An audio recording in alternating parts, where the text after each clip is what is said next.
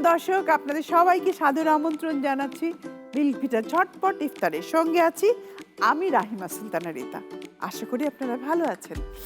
আমরা কিন্তু আপনাদের এই মিল্ক ভিটার ঝটপট ইফতারে ঝটপট পুষ্টিকর ইফতার তৈরি করে দেখানোর চেষ্টা করছি। আশা করি আপনাদের কাজে লাগছে, ভালোও লাগছে। আসলে মিল্ক ভিটা দুধ, খাঁটি দুধের নিশ্চয়তা দেয়। আপনি নিশ্চিন্তে মিল্ক ভিটা দুধ ব্যবহার করতে পারেন। আমি আজকে মিল্ক ভিটার দুধ দিয়ে আপনাদেরকে জাফরানি পায়েস তৈরি করে দেখাবো। পায়েস তো আমরা সবাই করি, কিন্তু আজকের পায়েসটা একটু ভিন্ন, জাফরানি পায়েস। দেখুন তাহলে কেমন করে তৈরি করবেন। খুবই সিম্পল। আমি প্রথমেই যেটা করব, মিল্ক ভিটা দুধ এখানে আমি নিয়েছি, প্যাকেটটা আমি কেটে নিচ্ছি। তরল দুধ,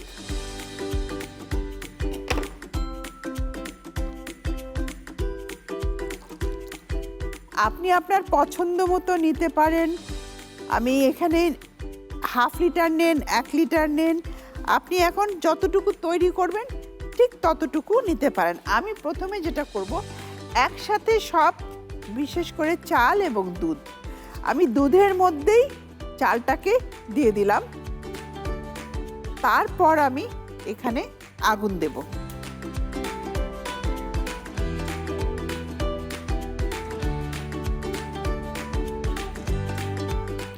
আমি এখানে চালটা ভিজিয়ে রেখেছিলাম 1 ঘন্টা আগে, তাহলে পায়েস তৈরি করাটা সহজ হয়। এর সাথে আমি দিচ্ছি 2টো ছোট এলাচ দিয়ে দিলাম। বাদাম কিশমিশ এগুলো আমি আস্তে আস্তে দিব, একটু পরে দেব।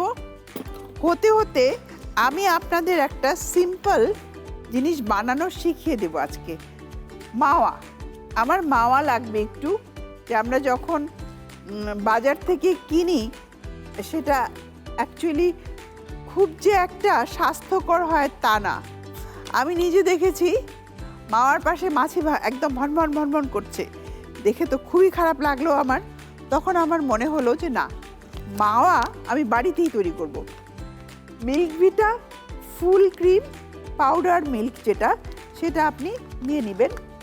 এখানে বেশি না, আমি 2 টেবিল চামচ পরিমাণ নিলাম। একটা সিম্পল জিনিস আমি আপনাদের আজকে তৈরি করা দেখিয়ে দিচ্ছি। মিল্ক ভিটা ঘি, গোলাপ জল এবং মিল্ক ভিটা ফুল ক্রিম গুঁড়ো দুধ একসাথে মিক্স হলেই আমার হয়ে যাবে। দিয়ে দিলাম একটু গোলাপ জল এখানে, ব্যাস। এরপর হাতে মেখে নিতে হবে, ভালো করে মাখতে হবে, এমনভাবে মাখাতে হবে যেন একদম দলা পেকে যায়। আরেকটা জিনিস, আমরা যখনই হাত ব্যবহার করব অবশ্যই হাতটাকে ভালো করে ধুয়ে নিতে হবে, কারণ হাইজিনের বিষয়টা আমাদেরকে মাথায় রাখতে হবে। ঘি, গুঁড়ো দুধ, গোলাপ জল, এই দেখুন মাওয়া কিন্তু হয়ে গেল। এই আমি এখন নেড়ে দেব।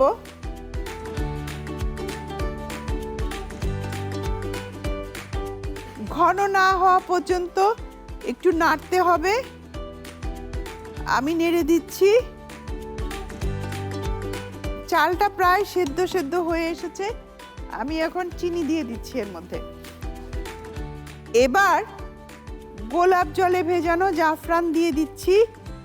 জাফরানি পায়েস বলেছি, আমার জাফরানি পায়েস রান্না হচ্ছে। আমি আরও কিছু উপকরণ মেশাবো, তবে প্রিয় দর্শক তার আগে নিয়ে নিচ্ছি মিল্ক ভিটার ঝটপট ইফতার থেকে ছোট্ট একটা ব্রেক।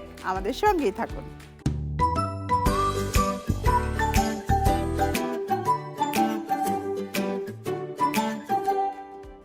ফিরে এলাম ব্রেকের পর।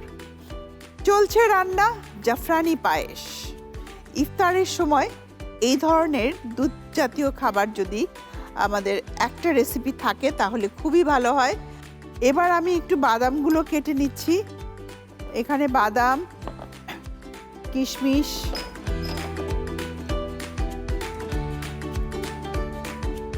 কিছুটা সাজানোর জন্য রাখবো, আর কিছুটা আমি এখনই অ্যাড করে দেব।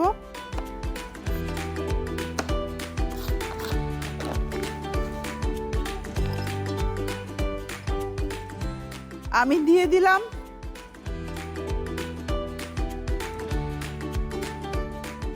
আমি এখন যেটা করব, যে মাওয়াটা বানালাম সেই মাওয়াটা উপরে দিয়ে দেব। ব্যাস, আর কিছুটা সাজানোর জন্য রাখলাম। পায়েস হয়ে গেছে, আমি চুলাটা বন্ধ করে দিলাম। দেখুন ঘন, একদম ঘন হয়ে গেছে। আর বাকিটা কিন্তু রুম টেম্পারেচারে রেখে আমরা যখন বাটিতে রাখবো ঠান্ডা হয়ে যাবে। এখন আমি পরিবেশন করে দিচ্ছি।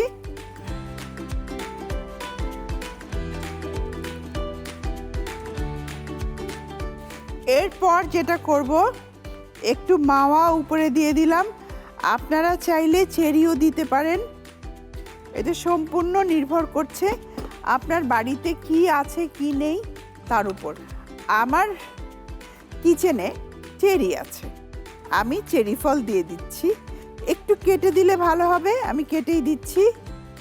গ্রিন চেরি এবং রেড চেরি দুটোই উপরে দিয়ে দিচ্ছি কেটে।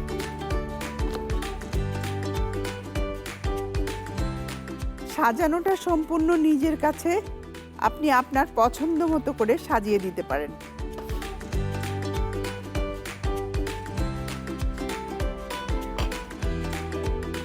কিছু গ্রিন দিয়ে দিলাম। রেড এবং গ্রিন দেখতে কিন্তু ভীষণ ভালো লাগছে। পায়েস সেই প্রাচীনকাল থেকেই দেখা যায় যে কোনো শুভ কাজে যাওয়ার আগে মিষ্টি মুখ করানো হতো, এবং মিষ্টি মুখটা হতো পায়েস দিয়ে। আচ্ছা কেন বলুন তো, পায়েস দিয়েই কেন মিষ্টি মুখ? জন্মদিনেও পায়েস খাওয়ানো হতো। তখন তো আর কেক ছিল না যে জন্মদিনের কেক কাটা হবে, প্রচুর পরিমাণে হাই ক্যালোরিযুক্ত কেক, সেগুলো কিন্তু ছিল না। খুব সুন্দর করে দুধ দিয়ে, কখনো রস দিয়ে, খেজুরের গুড় দিয়ে, সাথে নারিকেল মিক্স করে পায়েস তৈরি করা হতো। আসলে দুধ এবং চাল সব কিছু মিলেমিশে যে খাবারটা তৈরি হতো, এটা কিন্তু শরীরের জন্য অত্যন্ত ভালো, কারণ এখানে কার্বোহাইড্রেট, প্রোটিন সব কিছুই আমরা একসাথে পেয়ে যাচ্ছি। সেই কারণেই পায়েসের কদর সেই প্রাচীনকাল থেকেই আমরা দেখেছি, বইয়ে পড়েছি। যখন নতুন ধান উঠতো তখন সেই ধানের পায়েস তৈরি করা হতো। আমরা কিন্তু আমাদের সেই ঐতিহ্য, বাংলার যে ঐতিহ্য ছিল, সেগুলো থেকে অনেক দূরে সরে এসেছি। এখন আমরা হলো বর্তমান যে ফাস্ট ফুডের যুগে আছি, একদম কুইক, সব ইনস্ট্যান্ট, টি, কফি এরকমের মতো। আসলে এগুলো যে শরীরের জন্য খুব একটা ভালো নয়, সেটা আমরা বুঝতে চাই না, বা বুঝেও অনেক সময় বুঝি না। কিন্তু আমাদেরকে নিজের স্বাস্থ্য ভালো রাখতে হলে এগুলো একটু একটু বুঝতে হবে। ওইসব খাবারও খাবো, পাশাপাশি এই খাবারগুলোর সাথেও পরিবারের ছোট ছোট সদস্য যারা আছে তাদের সাথে কিন্তু পরিচয় করাতে হবে। না হলে তারা ভুলেই যাবে যে পায়েস বলে কোনো পদার্থ আছে, বা পায়েস বলে কোনো রেসিপি আছে, যেটা কোনো অকেশনে রান্না করা হয়, খাওয়া হয়। প্রিয় দর্শক, আমরা মিল্ক ভিটার ঝটপট ইফতারে তৈরি করে যাচ্ছি আপনাদের প্রতিদিন নিত্য নতুন রেসিপি দেখানোর জন্য। তবে আমরা কিন্তু সুস্বাদু এবং পুষ্টিকর, আর পাশাপাশি ঝটপট, এই তিনটে জিনিস মাথায় রেখেই রেসিপি আপনাদের জন্য বানাচ্ছি। আশা করি আপনাদের ভালো লাগছে। আপনাদের যদি এতটুকু কাজে আসে, আমাদের সার্থকতা সেখানেই। সবাই ভালো থাকবেন, আমাদের সঙ্গেই থাকবেন এবং RTV সঙ্গে থাকবেন।